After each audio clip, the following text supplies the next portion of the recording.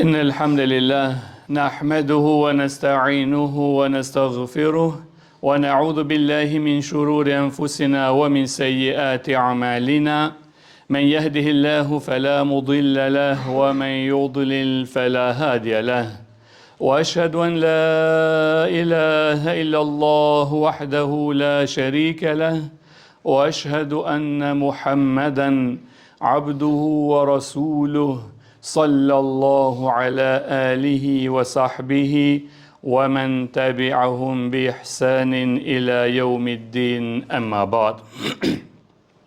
Falenderimet, lavdërimet, adhurimet, hamdi qoftë vetëm Allahut Azza wa Jall, ndërsa salavatet dhe selamet të përzemërta i dërgojmë shëmbulltyrës tonë Muhammed Mustafa sallallahu alaihi wasallam, familjes së tij, shokëve të tij dhe të gjithë atyre cilët e ndjekin në rrugën e tij deri në ditën e gjykimit.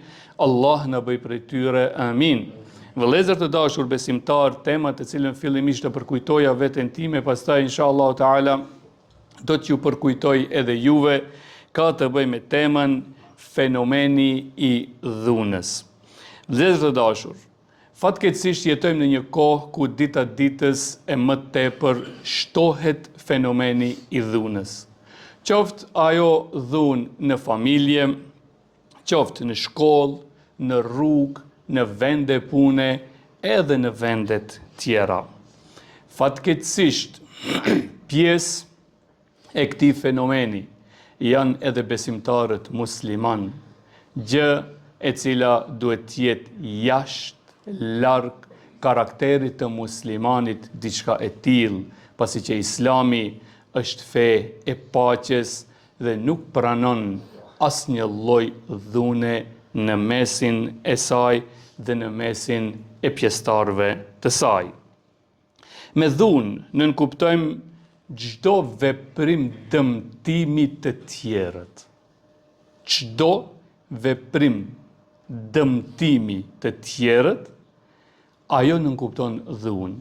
Qoftë dëmtim fizik apo ai psikologjik, sikurse tallja, përqeshja, përdorimi i fjalëve fyese, imponimi i mendimeve ose sjelljeve të ndryshme me forcë, edhe akte tjera të ngjashme me të. Një nga llojet e dhunës që sot me të madhe përhapet fatkeqësisht është edhe dhuna në mes të rinjve dhe të rejave. Madje ajo është prezente edhe në mesin e shqiptarëve këtu në Perëndim. Ne jemi në mërgim e rrugës është që ne të jemi bashk njëri tjetrit. E rrugës është që ne të jemi krah njëri tjetrit, sidomos këtu në mërgim, dhe jo të jemi kundër njëri tjetrit. Këtë çështje duhet respektuar ne dhe duhet mësuar në vazhdimsi fëmijëve tonë. Fakt se Islami ndalon çdo lloj dhune dhe se dhuna është ndër veprat më të liga, këtë e dëshmojnë shumë ajete kuranore dhe hadithet pejgamberit alayhis salam. Në një ajet kuranor Allahu xhelle shanu thot: "Wa qatilu fi sabilillahi alladhina yuqatilunakum wala ta'tadu." Dhe luftoni ata të cilët ju luftojnë juve. Luftoni ata të cilët ju luftojnë juve. Wala ta'tadu. As në luft mos e teproni. Inna Allaha la yuhibbul mu'tadin, sepse Allahu nuk i don ata që e teprojnë. Pra, ajeti kuranor na bën të qartë se muslimani ka drejt të luftoj vetëm në rast se ai luftohet, e ndërsa si agresor nuk i takon muslimanit asnjëherë që të jetë i pari i cili lufton. Mirë po, mësimi që na intereson neve sot pak më së tepërmi, është fakti se edhe në luftë, paramendoni, në luftë nuk lejohet që të tejkalohen kufit e dhunës. Edhe aty duhet të jetë luftimi me mas, ashtu siç na ka mësuar Allahu Gjelleshanuhu. E nëse në luft përsëri dhuna duhet jetë me mas, paramendoni se sa e vështirë, sa e rëndë, sa e ndaluar është nëse ajo bëhet edhe jashta luftës, qoftë dhunë fizike apo qoftë ajo psikologjike.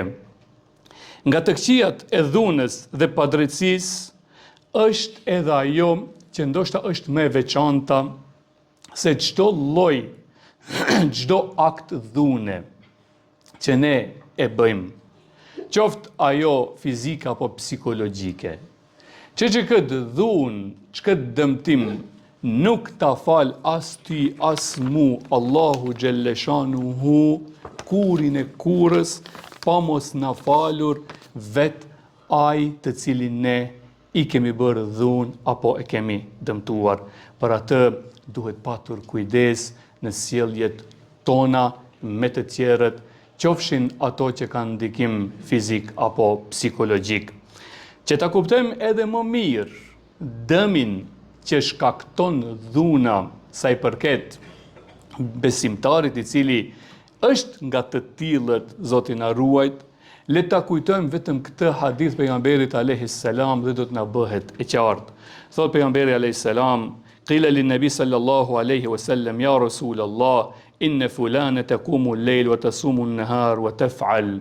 O i dërguari i Allahut, një grua falet namaz nate, jep sadaka dhe bën shumë vepra vullnetare. Do të thonë, bën shumë vepra vullnetare, shumë bën.